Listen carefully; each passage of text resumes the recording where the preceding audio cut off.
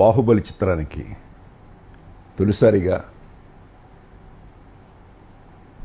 జాతీయ స్థాయిలో ఉత్తమ చిత్రంగా ఎన్నికైనందుకు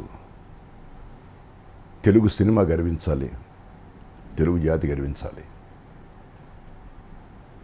రాజమౌళి ప్రతిభకు పట్టం కట్టిన చిత్రం ఇది. నిజంగా ఆ చిత్ర దర్శకుడిని రాజమౌళిని, నిర్మాతలు శోభు ప్రసాదల్ని, కీరవాణిని, ముఖ్యంగా ప్రధాన భూమిక పోషించిన ప్రభాస్ని, రాణాని, మిగిలిన ఆర్టిస్ట్ అందరినీ మనసారా అభినందిస్తున్నాను.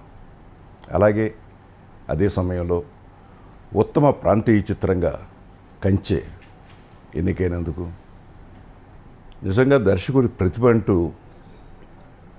ఒక గతంలో గడిచిన బ్యాక్కి వెళ్ళి ఆ అట్మాస్ఫియర్ని క్రియేట్ చేయడంలో ముఖ్యంగా వారిలో క్రిష్ చాలా సక్సెస్ అయ్యాడు. పిక్చర్ చూసిన ప్రతి ఒక్కరూ అభినందించారు. కృష్ణ మనసారా అభినందిస్తూ ఆ చిత్రంలో కథానాయకుడికి చేసిన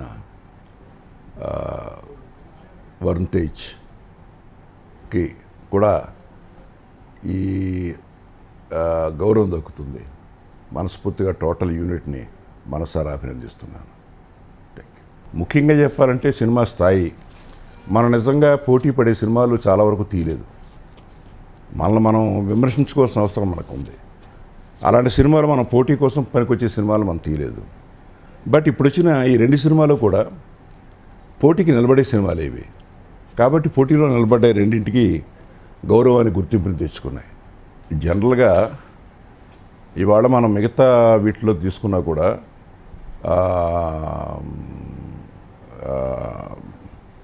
మనకు స్టాండర్డ్ అవార్డ్స్గా చెప్పుకుంటూ ఉంటామే,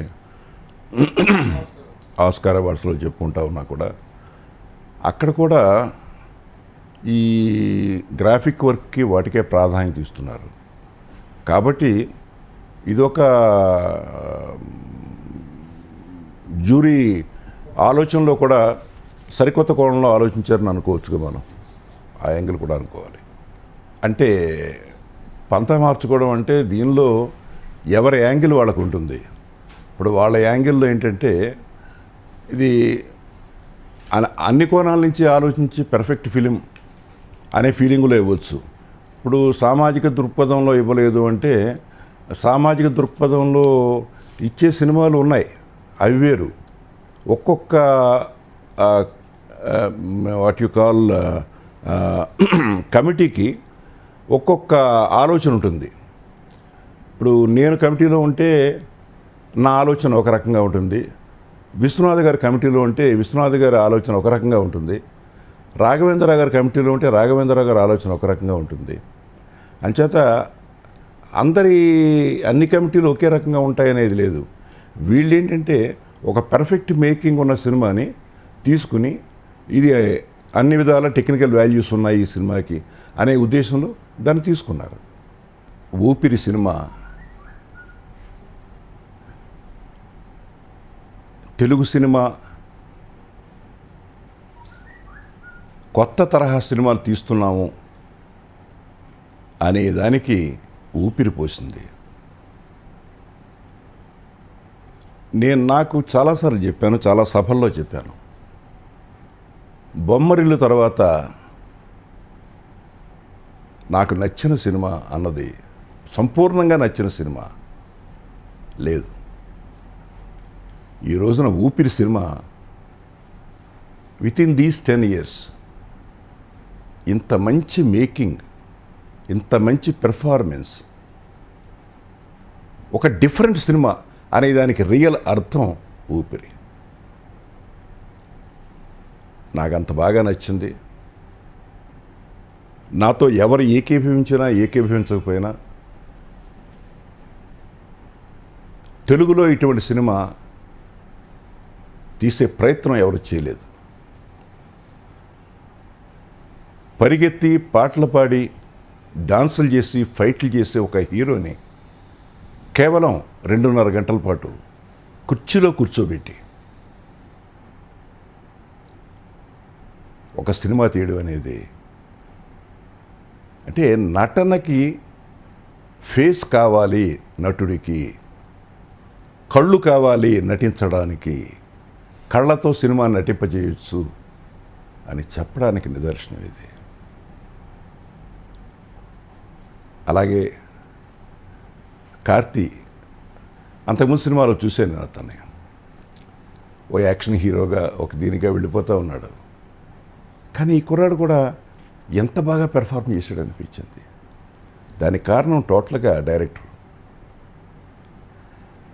ఒక డైరెక్టరు తన మనసులో ఏమనుకున్నాడో, ఏ క్యారెక్టర్ని ఎలా మోల్డ్ చేశాడో ప్రతి ఫ్రేమ్లోనూ దర్శకుడు కనిపిస్తున్న సినిమా ఊపిరి. ఎంత చక్కగా ట్రీట్మెంట్ రాసుకున్నాడు, ఎంతవరకు మితంగా ఉండాలి డైలాగ్ అంతే రాసుకున్నాడు. ఎక్కడా మెలోడ్రామా లేదు, ఎక్కడ కామెడీ కోసం ప్రయత్నించలేదు, కథలో క్యారెక్టర్లో ఉన్న కామెడీ తప్ప. అలాగే Tamannaah, you can see a different Tamannaah. అసలు ఆ అమ్మాయిని అలా చూస్తామని ఎవరు అనుకోరు. అట్లాగే చిన్న ఫ్లాష్లో వచ్చిన అనుష్కని కానీ శ్రేయని కానీ చాలా చక్కగా వాడుకున్నాడు. టోటల్గా this is a directors film. ఒక నాగార్జున సాహసం, ఈ సబ్జెక్ట్ ఒప్పుకోవడం, అతను చేయడం, అద్భుతమైన పెర్ఫార్మెన్స్ ఇచ్చాడు. దీని అన్నిటికీ మెయిన్ కారణం గట్స్ ఆఫ్ పీవీపీ. నాకు తెలిసి పీవీపీ తప్ప ఈ సినిమా ఎవడో తీయడానికి సాహసించరు. ముందు ఆ స్టిల్స్ చూసినప్పటి నుంచి ఏటి కుర్చీలో కూర్చుంటాడు, ఈ సినిమా ఆడుతుందా అనే డౌట్ మొత్తం ఇండస్ట్రీకి అందరికీ ఉంది. పీవీపీ గారిని మనస్ఫూర్తిగా ఫస్ట్ కంగ్రాచులేషన్స్ ఆయనకు ఇస్తూ టోటల్ యూనిట్ని మరొకసారి అభినందిస్తున్నా. This is a good film. You have to see, you have to watch.